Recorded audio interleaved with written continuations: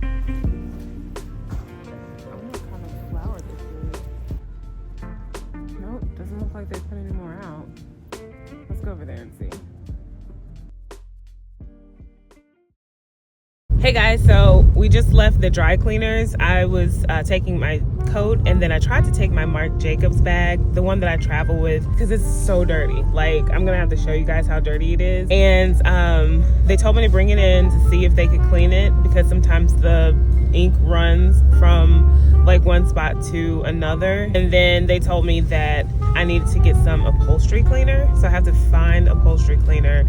And they said like a small toothbrush and just like go in like different in the different dirty spots.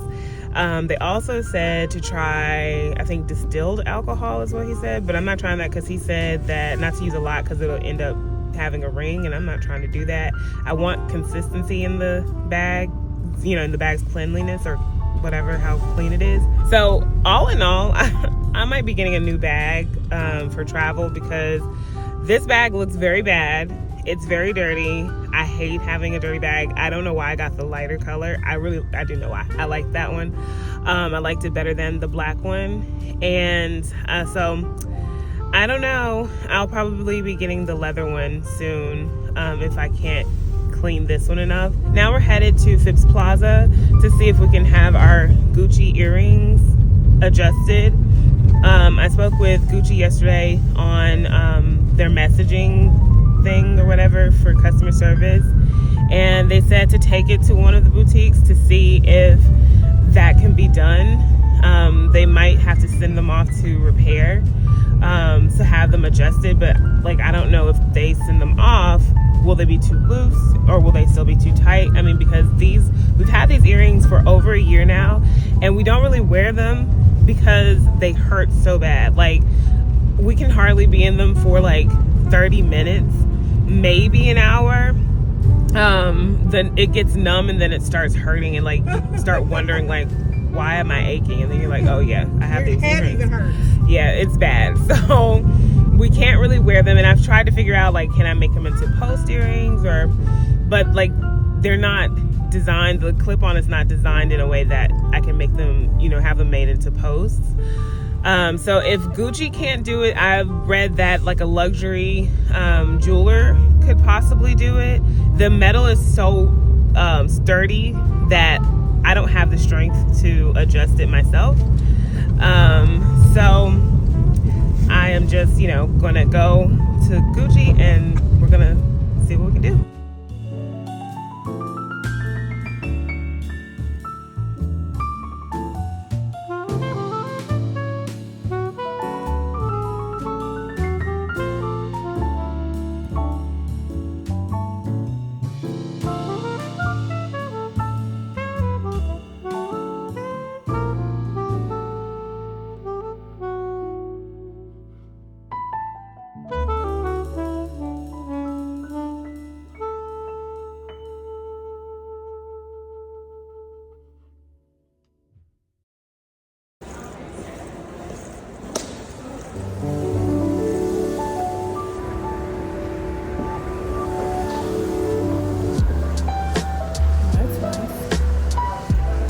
Picture.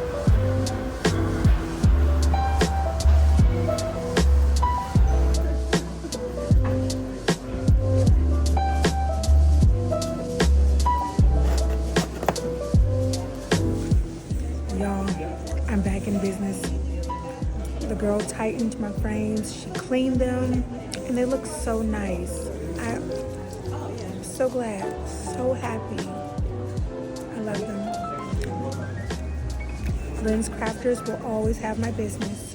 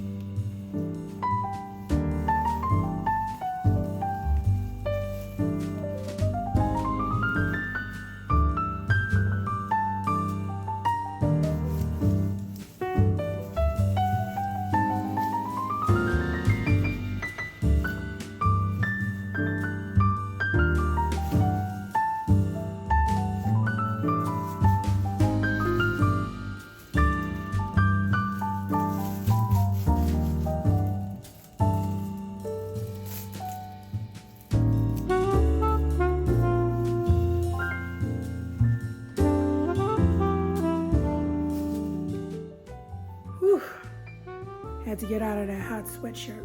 Okay, story time. So I wanted to tell you guys a little story about a particular item that I found in my closet. I feel like this definitely has a lot to do with spiritual things, and it definitely has a lot to do with obedience, quickly obeying, and dealing with things as soon as they happen, and then ending a thing. I'm not gonna label these things that I just named in the story, but you'll realize and see how all these things go together, and how obedience, quickly obeying, dealing with a thing, and ending it quickly all have to do with this whole story. Some weeks back, like over the Thanksgiving holiday, I had a dream. I am a dreamer. I had a dream that a guy that I used to talk to was in a room, right? It was this open room, this open space, like a warehouse maybe. I'm not gonna share the dream fully because I'm being very careful. I had this dream and he was sitting in a room when I came in. It was this wide open space. It was like a warehouse. I saw him to my right, and I noted it in the dream. There was nothing inappropriate. Again, the room was not a bedroom. It was a warehouse room. Dream was over. I woke up, and I usually say a particular prayer as it relates to my dreams and God dealing with them, handling them however he sees fit. I pray and I ask the Lord to expose the enemy. I call out anything in the dream and ask God to deal with it, and I renounce whatever happened in the dream, and I come against the dream with scripture or something like that. When you understand and know how spiritual and real a dream is, and you understand that you're only in your sleep state, that life is still happening and still going on, and that everything is spiritual, right? So while you're asleep, the same stuff that happens while you're awake is happening. You're just asleep. Bible says that we are to pray without ceasing, right? This is just a testament of that. So I woke up and I was like, oh wow, okay. Dreamed about him. All right, okay. Did my little prayer, and that was that. A week goes by and this person hits me up through text. He texted me and asked me a couple questions and wanted to proceed in a particular venture of some sorts. It's not y'all's business who it is, and I still want to protect him. Doesn't matter if he's in my life or not. That's loyalty. That's honor. And it would behoove many of us to handle people like that. It shows that you truly have the love of God in you, that God is truly active in your life, and that you protect people. And protection, honor, and covering people it's really lost in these days. And I would rather do the opposite of what many people are doing out here, which is dogging folks out and got a lot of negative things to say about them, but in their face it's different. But me, I'm gonna handle it the right way. So we talked a little, and he brought up that I hurt his feelings. And I shared with him that he hurt mine as well. I do understand how I hurt his feelings, but what really hurt mine was that he disrespected me, and he hung up the phone in my face the last conversation that we had. And while you're hurting, this goes for anybody who's hurting. This goes for me as well. It doesn't matter how hurt you are. You got to deal with that and make sure that you're not continuing to dump on the other person who may be hurting you. It's not a I get you back because you hurt me thing. You got to be mature, because at the end of everything, there has to be reconciliation. While there wasn't at that time, there was a type of reconciliation that happened during our texting this particular time. At this time, I'm over the hurt and over the anger. I just wanted to share with him that while you're hurting and while you felt the way that you felt, I felt the same way or felt a particular way. And just because you feel some type of way doesn't mean that you go and hurt me. And so he understood, and that was that. But this is most definitely a spiritual thing, because for me to have dreamed about this person, and I've not talked to them in some years, okay? Hadn't spoken to him, hadn't seen him or anything. So to dream about him, that was weird. For him to hit me up a week after, because the enemy will use your dreams and use people and things. I ain't perfect at all, but I'm growing in God and really wanting to deal with all the layers in my life. The devil knows that, right? He knows that about you too. He'll bring any and everything to throw you off course. While I am single, thriving, happy, excited about it all, you know what I'm saying? I love my life. I do know that I will be married. This was a person that was from my past that we weren't dating, but we were talking. I'm very sure you did not know. But the devil was most definitely using him. A lot of times we don't know, you know? We don't know that we're being used by the enemy to do whatever it is that's being done in a person's life. He probably wanted to, you know, continue to share how I hurt him. That wasn't needed. But what he got was a better response than usual, and there was reconciliation. I ain't arguing. I'm not going back and forth. I ain't fighting. I ain't got to. I don't want to. I wanted to share this story with you guys so that you could be very watchful and careful. You never know what's going on, what's happening. You need to always pray and ask God to send angels to protect you, to guard you, ask the Holy Spirit to lead you and guide you, because every day there is a war going on. One of the things that I have to take away from that whole situation with this particular guy is that I wasn't responsible with his feelings. He wasn't responsible with me, wasn't responsible with mine and all that. And we could go on with that, right? But where do you stop treating and handling people the way that you do if it's negative? Who cares about what they did? And I say that lightly because yes, the reason why I am not talking to this particular person anymore is because of how they were treating me. So yeah, I care that much about myself. But you have to also care about that person too. And that's one thing that at that time I didn't do. And so this is called out with the old, in with the new. But how do you get the new if you still have the same mentality? If you still handle people the same way? If I'm putting the old out, and remember, this is still a person, so you can't handle them like trash. You know, they can have a trashy attitude and be a trashy person, but you can't handle them like that, because you have to have the heart of Christ in you when you're dealing with people. And so while it is very safe, very mature of you, and very responsible of you to put those people aside and excuse them out of your life, you still have to be careful with them. And so I am waiting on my husband, and I have to be careful with how I wait and how I handle people. I have to be responsible with this waiting. This is truly showing me how I definitely need to be seeking God every day concerning myself, concerning my husband, praying for my husband, praying for myself, because there are arrows that shoot at us every day. The Lord was warning me in that dream. There's an arrow coming. Now, we don't always know in full why something happened. I don't know why he hit me up. I don't. And actually, that first day that he hit me up, he only hit me up one time. We've not talked since.